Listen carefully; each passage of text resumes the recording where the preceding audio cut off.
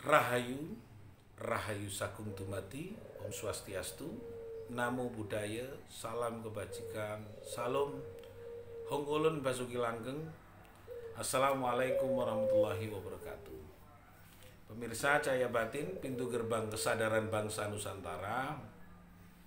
Masih pagi seperti ini, sudah saudara-saudara saya, keluarga saya sudah selesai menjalankan ibadah sholat subuh, lalu puasa dan tidur. Tapi bagaimana dalam semua menjalankan ibadah ini, betul-betul yang harus beribadah adalah badan kita yang selalu menunjukkan kekuasaan. Nah, saya hari ini ingin membahas tentang aksara do, tukur wekasane ndek wiwitane. Jadi tukur wekasane ndek wiwitane ini, ketika kita mau menjadi orang yang tinggi harus belajar dari bawah.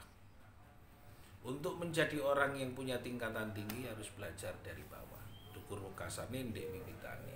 Tuh.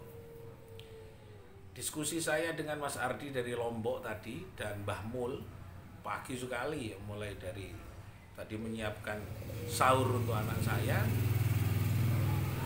sampai ini sudah sekitar jam 6:30, belum bisa terpejam. Pembicaraan kita masih seputar bagaimana kita betul-betul dari ketidaktahuan kita tentang nilai-nilai yang diajarkan oleh leluhur kita, termasuk beliau Soekarno, Bung Karno, dan Pak Karno. Beliau adalah Kusno. Apa yang saya lakukan dalam Cahaya Batin pintu gerbang kesadaran bangsa Nusantara ini, dari ketidaktahuan, dari nol saya belajar aksara Jawa, memaknai filsafat apa yang mulai dari Ngoto Bogomo, Nyoyo Jodopo, Lowo Sotodo, Korojono, dari ngo ngerajut busananing manungso sampai kho hono urip kuning suci. Hari ini kita bahas tentang tukur wekasane ndek wiwitane. Bagaimana memahami untuk menjadi tinggi ngawiti teko ngisor, tidak di dalam rangka untuk ngarang-ngarang tentang apa yang terjadi di dalam diri kita. Pak Mul menyampaikan, kalaupun ada petunjuk tentang apapun yang terjadi kepada diri seseorang, jangan sekali-kali, saya katakan, yang muncul dari spirit yang ditunjukkan orang itu di dalam ilmu ketetapan dari Gusti Kang Akarya Jagat, dari Gusti Kang Mohonoto. Walaupun kita akan punya sebuah pernyataan, katanya di dalam saudara Pak Mul, tidak akan berubah nasib seorang kaum ketika manusianya, ketika umat itu sendiri, orang itu sendiri tidak mau merubah. Tidak akan pernah berubah nasib seseorang kaum. Tapi kaum yang mana yang akan berubah dan dirubah? Tapi dirubah itu atas nama siapa? Kalau bukan kehendak dan ketetapan Gusti Allah, bukan kehendak ketetapan Gusti Kang Akarya Jagat, walaupun kamu itu akan nungging sampai delosor, walaupun kamu sampai selulup ke dalam lautan yang sangat dalam, tanpa betul-betul petunjuk itu muncul dan ditunjukkan oleh Gusti Kang Maha Welas Asih, maka yang terjadi itu hanya nafsiyah, nafsu binas, nafsu yang atas prakarsa manusia karena dia mengalami keterputusan atau keterpurukan batin. Dia hanya ingin menunjukkan keakuannya kepada orang lain, bukan keberadaan dari keakuan Sang Pencipta dalam merubah nasib setiap umatnya. Jadi kalau seumpama ada orang yang ingin berubah kalau atas nama nafsunya ketika sudah berumur seperti ini, yang terjadi adalah dampak yang akan muncul ketika itu tercipta.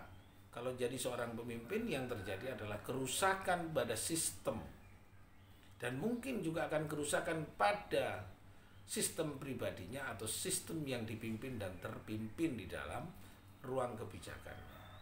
Maka dia harus belajar dari tukur wekasane ndek wiwitane.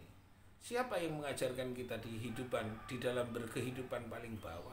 Siapa juga yang mengajarkan kita nanti akan ada berada di atas? Kalau nanti ketika engkau berada di atas, kau malah meninggalkan Gusti Kang Akaryo Jagat, meninggalkan Allah, mencaci maki negara, menghina bangsa Indonesia.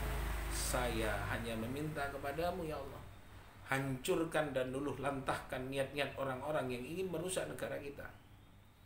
Habisi dengan cara apapun. Karena apa? Itu tidak punya niatan baik untuk bangsaku, benderaku merah putih. Karena aku hari ini berkhidmat untuk anak cucuku yang juga ini amanat luhur dari leluhur. Dan kepingin apa yang saya cita-citakan? Anak cucu saya menikmati kehidupan sejahtera. Negara saya tetap langgeng, tercipta dengan kekuatan yang sangat luar biasa. Karena Allah yang menjaga atas kehendak dan perintah luhur dari leluhur kita.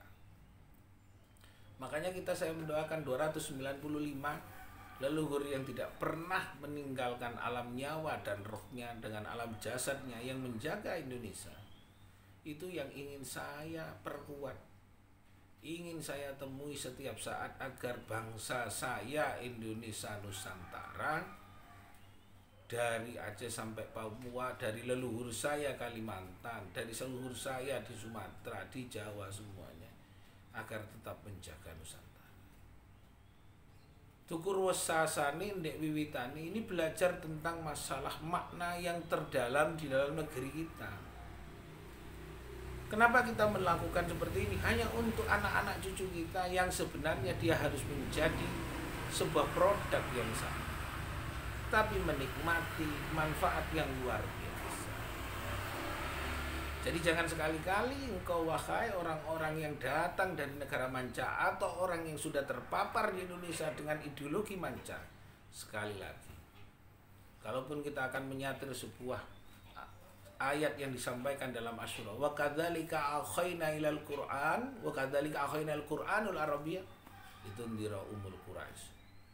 Kuturunkan Al-Qur'an itu dalam bahasa Arab untuk orang Arab, umul Quraisy untuk umat orang-orang Quraisy, orang yang kekurangan atas sifat kesempurnaan atas nama Allah. Quran dalam bahasa Arab, Quran dalam bahasa Jawa, Quran dalam bahasa apapun, ini masalah menyangkut diri kita masing-masing dalam memahami kedalaman.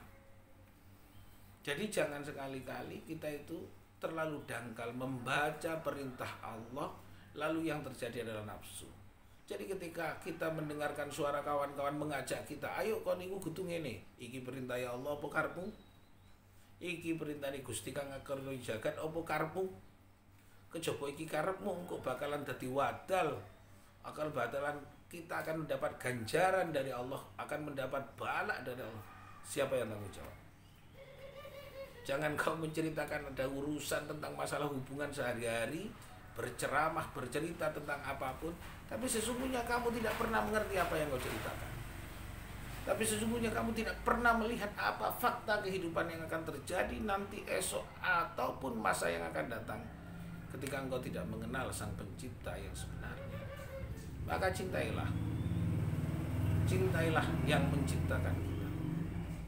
Rindu rasanya ketika saya tidak bisa merasakan, dalam tidur saya pun masih ada dan dijaga oleh Sang Pencipta.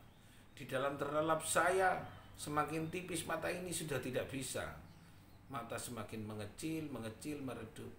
Karena saya ingin menjaga. Di dalam tidur pun saya tidak ingin ditinggalkan oleh Sang Pencipta.